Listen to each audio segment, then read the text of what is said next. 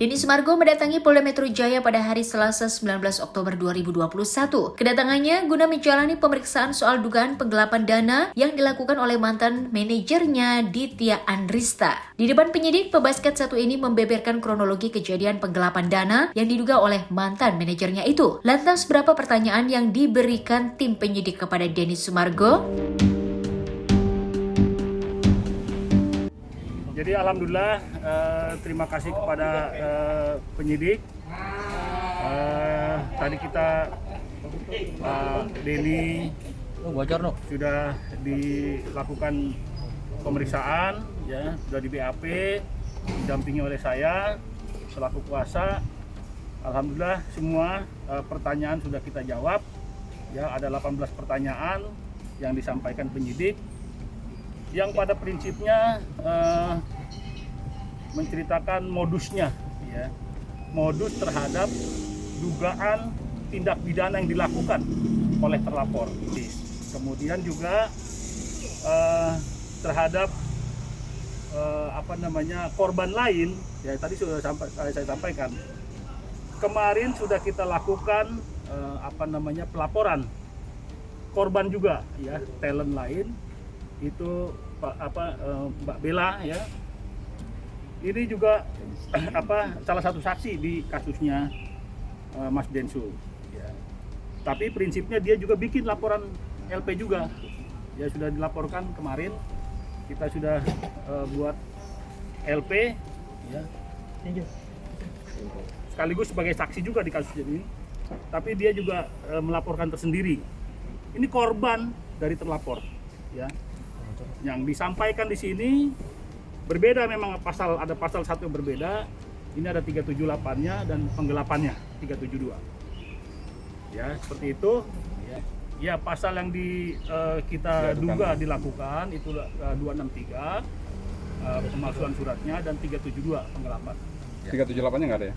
378 di Bella kan? Bella. Beda artinya. Nah, karena menggunakan nama Densu Manajemen, ya, dengan cara-cara bujuk rayunya dan penggelapannya. Ya. Itu panggilan pertama, Bang? Ini pertama untuk kasusnya Densu. Tadi kita berikan itu rekening koran, ya, dan juga pendetailan dari kronologi awal mulai diduga sampai sudah ada bukti. Jadi bukti sudah dipegang semua sama penyidik. Ya, salah satunya rekening korannya. Di situ kan kelihatan transaksinya, ya, yang dilaporkan, dan lihat fakta di rekening korannya itu pasti berbeda. Kan udah saya jawab, kalau waktu itu kan dibilang ada 1,7 miliar, ya, betul, selama 5 tahun, ya, 4 tahun 5 tahun belum terbayarkan. Itu kan nggak mungkin orang kerja nggak dibayar.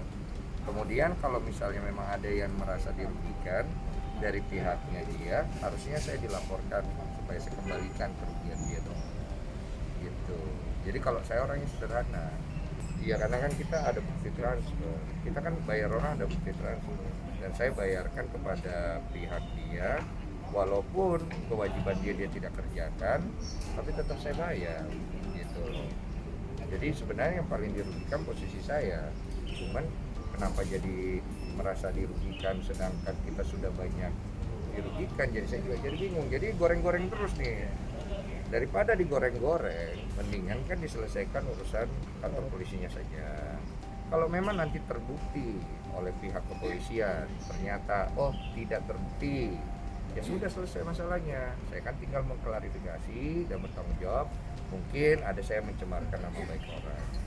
Ya, harusnya hati-hati juga bicara, itu kan tuduhan. Kalau dia memang punya bukti yang kuat, ya laporkan lah. Ya, kita harus siap laporkan secara hukum. Bahkan kalau itu terbukti, kita berani bayar. Berani bayar, tapi ini harus hati-hati, ya. Ini ada konsekuensinya, saya udah bilang berapa kali. Ada konsekuensinya dia ngomong begitu.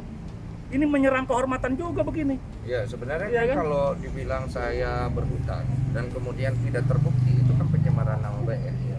Kita bisa pasalkan lagi. Cuma kan terlalu banyak pasal. Nanti pusing juga kepolisian nanti periksa. Jadi satu-satu aja.